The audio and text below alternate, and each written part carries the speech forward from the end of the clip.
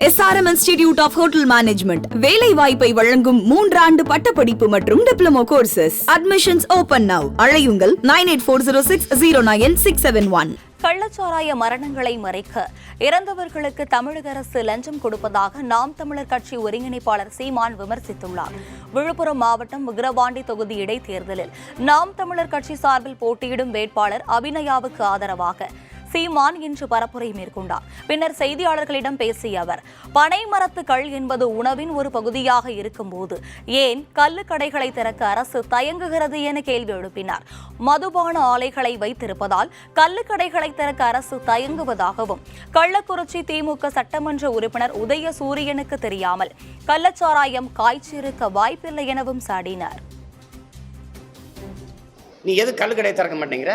ஏன்னா உன்னுடைய ஃபேக்ட்ரி இங்கே மிடாஸ் இருக்குது, அங்கே பெரிய ரெண்டு எல்லாருக்கும் இருக்குது. அம்மா கனிமொழியாருக்கு பேசுனதே இருக்குது. நாங்கள் ஒரு ஆட்சிக்கு வந்தால் எங்கள் திமுகவிலேயோ அவங்க சார்ந்த ஆலைகளும் மூடப்படும், டாஸ்மார்க்கும் மூடப்படும். இதெல்லாம் எனக்கு ஒன்றும் கிடையாது, அளவு கடந்த கோபம் தான். இவங்களை ஒழிக்காமல் இந்த நாட்டை சரி செய்ய முடியாது. சத்தியம் தானங்க.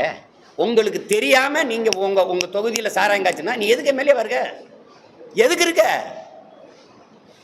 அந்த பொட்டலத்தை நீ ஒன்று வாங்கி குடிச்சிட்டு பாடு. உனக்கு என்ன பிரச்சனை? எதுக்கு இருக்க நீ?